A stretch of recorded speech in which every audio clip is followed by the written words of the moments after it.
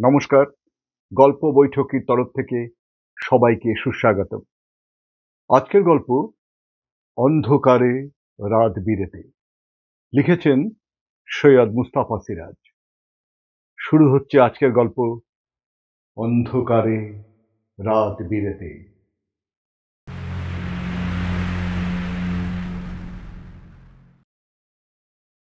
কেকড়াডিহি যেতে হলে ভামপুর জংশনে নেমে অন্য ট্রেনে চাপতে হবে, কিন্তু ভামপুর পৌঁছাতেই রাত 11টা বেজে গেল। ট্রেন ঘন্টা 6 লেট। খোঁজ নিয়ে জানলুম কেকড়াডিহি প্যাসেঞ্জার রাত 9টায় ছেড়ে গেছে। পরের ট্রেন সেই ভোর 5:30টার আগে নয়। কনকনে ঠান্ডার রাত, এরই মধ্যে জংশন স্টেশন একেবারে ঝিম মেরে গেছে। তাছাড়া তেমন কিছু বড় জংশনও নয়, লোকজনের ভিড় এমনিতেই কম। চায়ের দোকানি ঘুম ঘুম গলায় পরামর্শ দিল, 5 নম্বর প্ল্যাটফর্মে কেকড়াডিহি ট্রেন রেডি আছে, চলিয়ে যান, আরামসে স্যুট করুন।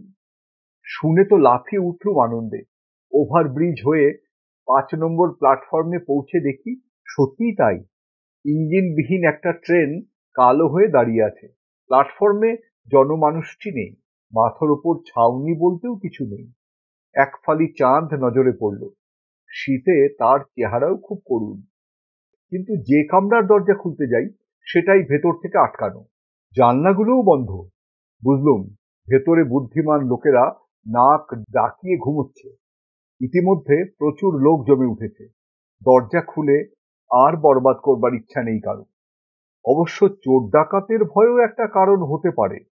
দরজা টানাটানি করে কোথাও কোনো সাড়া পেলুম না। হন্যে হয়ে শেষ দিকটায় গিয়ে শেষ চেষ্টা করলুম। তখন আমি মরিয়া হয়ে উঠেছি। চেঁচামেচি করে বললুম, দরজায় বোমা মেরে উড়িয়ে দেব বলে দিচ্ছি, আমার কাছে বোমা আছে কিন্তু। এই শাসানিতেই যেন কাজ হলো। একটা জানলা একটু খুলে গেল।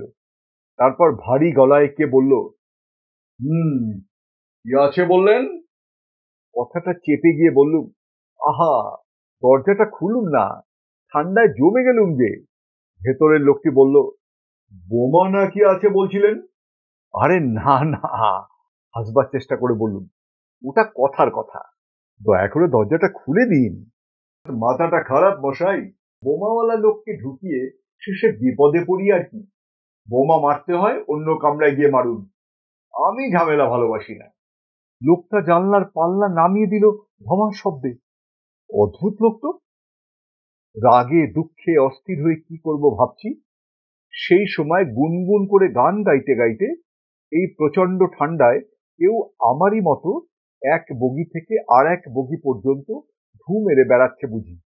মিটমিটে আলোয় লোকটির চেহারা নজর এলো। ঠ্যাঙা হনুমান টুপি পরা লোক, গায়ে আস্ত কম্বল জড়ানো, লম্বা বিরাট একটা নাক ঠেলে বেরিয়ে আসছে মুখ থেকে। থমকে দাঁড়িয়ে গেল আমাকে দেখে, তারপর ঠিক ঠিক করে হাসলো। ঢোকার ছিদ্র পেলেন না বুঝি মশাই, এ লাইনে ব্যাপারই এরকম, সেজন্য সুচ হয়ে ঢুকতে হয়, তারপর দরকার হলে ফাল হয়ে বেরুন না কেন। কথার মানে কিছু বুঝতে পারলাম না। পাগল টাগল নয় তো?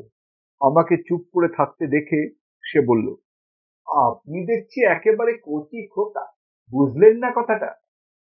ঠান্ডা রাত, জনহীন প্ল্যাটফর্মে পাগলকে ঘাটানো উচিত হবে না। বললুম, বুঝলুম বই কি, কচু বুঝেছেন, এই দেখুন সুচ হয়ে কেমন করে ঢুকতে হয়। বলে লোকটার সামনেকার একটা জানলা খামচে ধরে এক হ্যাঁচকা টানে উপরে উঠালো। জানলায় গরাদ আছে, অথচ কি করে যে সে এত বড় শরীরটা নিয়ে ভেতরে গলিয়ে গেল কে জানে। ফ্যাল ফ্যাল করে তাকিয়ে রইলুম। কিন্তু তারপরেই ভেতরে গন্ডগোল বেঁধে গেছে। আগের লোকটা চেঁচিয়ে উঠেছে খ্যানখ্যানে গলায়, এ কি করছেন? কি একই একই, আরে আরে একই, আরে একই একই, আরে। এবং কামরার দরজা প্রচন্ড শব্দে খুলে গেল। সম্ভবত আগের লোকটাই বোচকা বুচকি বিছানাপত্র নিয়ে এক লাফে নিচে নেমে পড়ল। তারপর দুমদাম শব্দ করে ওভারব্রিজের সিঁড়ির দিকে দৌড়ল। দেখলুম একটা বালিশ ছিটকে পড়েছে প্ল্যাটফর্মে, কিন্তু আর ফিরেও তাকালো না এদিকে।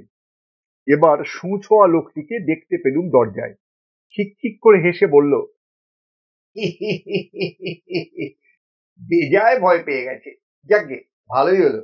আসুন আসুন, এক্ষুনি আবার কেউ এসে হাজির হবে। আর শুনুন, ওই বালিশটা কুড়িয়ে নিয়ে আসুন, আরামে শুতে পারবেন। বালিশটা কুড়িয়ে নিলুম। ঠিকই বলেছে, বালিশটা শোয়ার পক্ষে আরামদায়কই হয়।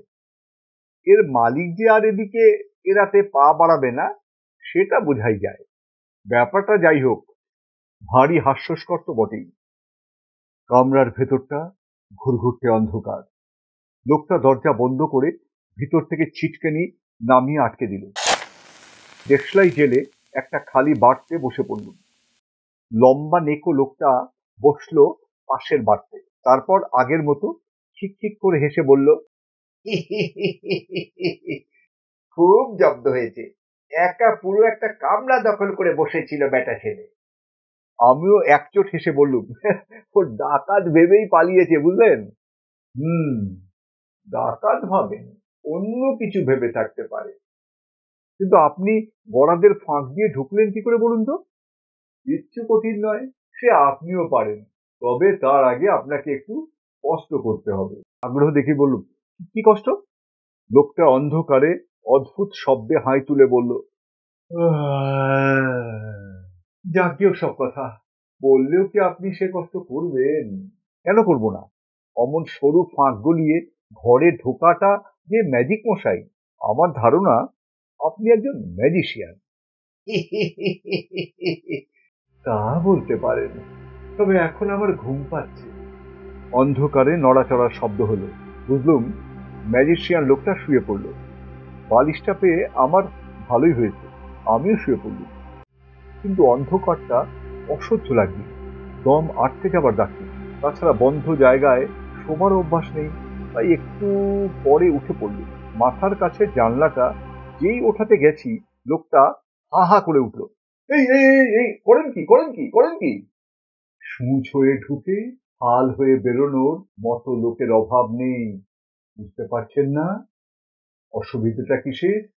দেখুন, বন্ধ ঘরে আমার দম আটকে যায়, বরং একটু ফাঁক করে।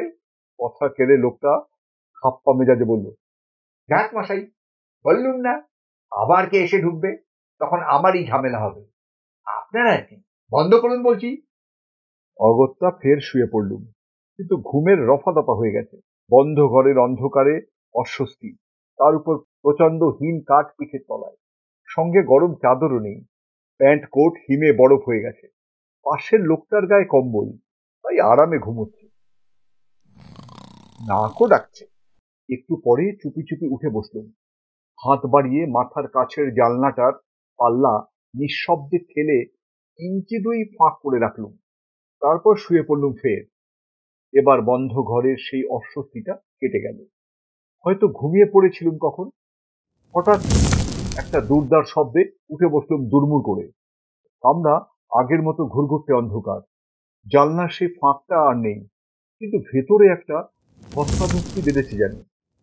কে কে কে বলে চেঁচিয়ে উঠে দেশলাই হাতটাতে লাগলুম। খুঁজে পাওয়া গেল না। ওদিকে দরজাটা দমাস করে খুলে গেল। বাইরে পায়ের শব্দ শুনতে পেলুম। কে যেন দৌড়ে পালিয়ে গেল। তারপর দরজা বন্ধ করে দিয়ে আমার পাশের বাড়তে কে এসে বসলো। বললুম, কি ব্যাপার বলুন তো? কিছু না, আপনি শুয়ে পড়ুন, কেকড়াডিহি লাইনে এমন হয়েই থাকে। কণ্ঠস্বর শুনে একটু চমকে উঠলুম। পাশের বাড়তের লোকটার গলার স্বর ছিল একটু খ্যানখ্যানে। এটা কেমন গুরুগম্ভীর যেন। দেশলাইটা খুঁজে পাওয়া গেল এতক্ষণে। সিগারেট ধরাবার ছলে কাঠি জেলে সেই মিটমিটে আলোয় যাকে দেখলুম, সে অন্য লোক, কিন্তু তার গায়ের কম্বলটা আগের লোকেরই মনে হচ্ছে।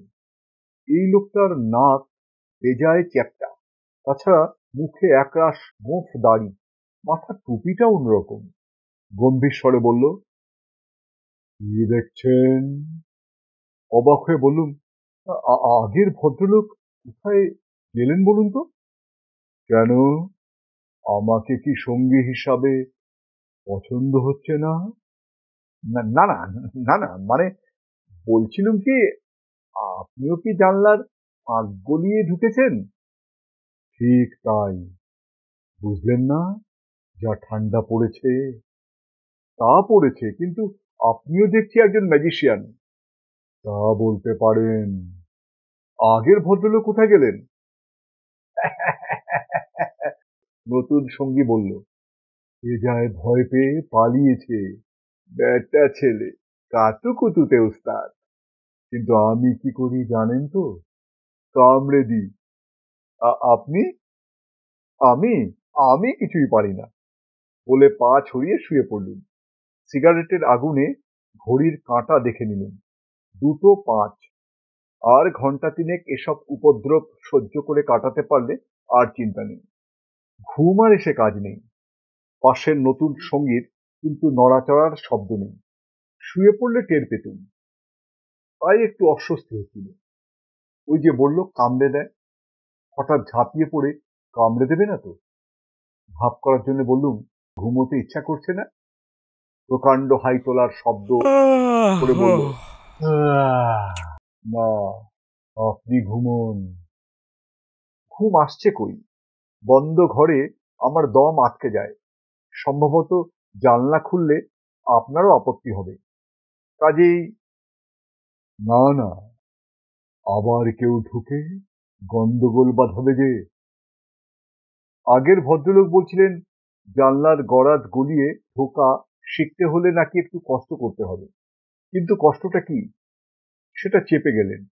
আপনি বলতে পারেন ব্যাপারটা কি? খুব পারি, তবে আপনি ভয় পাবেন যে। মোটেই না। দেখুন না, আমি কি ভয় পাচ্ছি? যাকগে ওসব কথা। আপনার সিগারেট খাওয়া দেখে লোভ হচ্ছে। একটা সিগারেট দিন। রানী। সিগারেট দিয়ে দেশলাই কাঠি জেলে ধরিয়ে দিতে গিয়ে আবার চমকে উঠলুম। আরে, এ তো সেই গোঁফ দাড়িওয়ালা লোকটা নয়? কুমড়োর মতো মুখ, চকচকে টাক। ই আবার কখন এলো? কিন্তু তক্ষুনি গন্ডগোল বেঁধে গেল। পাশ থেকে কে চেঁচামেচি করে বলল, হে মশাই, আমার সিগারেট আপনি টানছেন যে? জিজ্ঞাসা করুন তো ওকে, কে সিগারেট চাইল। ফস করে আবার কাঠি জ্বালালুম। দেখি গোঁফ দাড়িওয়ালা লোকটি কুমড়ো মুখ লোকটার পাশে বসে আছে। তার মুখে চোখে রাখ ঠিকরে বেরোচ্ছে। ঘাবড়ে গিয়ে বললুম, কি মুশকিল, আপনি আবার কিভাবে ঢুকলেন? নতুন লোকটি অদ্ভুত হেসে বলল, আমি আগে থেকেই ছিলুম। অনেকক্ষণ থেকে সিগারেটের গন্ধ পাচ্ছিলুম, সাহস করে আসতে পারছিলুম না। এ ভদ্রলোকের যে কামড়ে দেয়া অভ্যাস। গোঁফ দাড়ি হেঁড়ে গলায় বললে, এবার কামড়ে দিয়ে। আসুন না কামড়াতে, সিগারেটের সেঁকা দেব। বিবাদ মিটিয়ে দিয়ে বললুম, আহা, ঠান্ডার রাতে কামড়া কামড়ি ভালো কাজ নয়। নিন, আপনিও একটা সিগারেট নিন। আমি আবার পা ছড়িয়ে শুয়ে পড়লুম, চোখ দুটো পাশের বার্তের দিকে। দুটো সিগারেট জুলজুল করে জ্বলছে অন্ধকারে। এবার কেন কে জানে ঘুমে চোখের পাতা জড়িয়ে যাচ্ছিল। তারপর কখন সত্যিই ঘুমিয়ে পড়েছি। ওই হট্টগোলে সেই ঘুম যখন ভাঙল, তখন দেখি কামরা জুড়ে এক দঙ্গল লোক। বোচকা মুচকিও কম নয়। এখন আলো জ্বলছে, জানলাগুলো হাট করে খোলা। এই রে, সর্বনাশ হয়েছে তাহলে। গরাদ গলিয়েই পিলপিল করে এরা বুঝি ঢুকে পড়েছে। হুড়মুড় করে উঠে বসলুম। অমনি খালি জায়গা পেয়ে একদল লোক হৈ হৈ করে এসে বসে পড়ল। দুজনকে সিগারেট দিয়ে সামলেছি, এতজনকে কিভাবে সামলাবো ভেবে খুব ভয় পেয়ে গেলুম। কিন্তু তারপর চোখ গেল দরজার দিকে। দরজা খোলা। অতএব এরা তারা নয়। তাদের তন্ন তন্ন করে খুঁজে পেলুম না। তারা কোথায় গেল? গোঁফ দাড়ি এবং কুমড়ো, অর্থাৎ সেই অন্ধকারের ম্যাজিশিয়ানরা। আমার মাথার তলা থেকে বালিশটাও উধাও। যাকগে, একটা অভিজ্ঞতা হলো তাহলে। ট্রেনের ঘন্টা দিচ্ছিল, 5টা বেজে গেছে।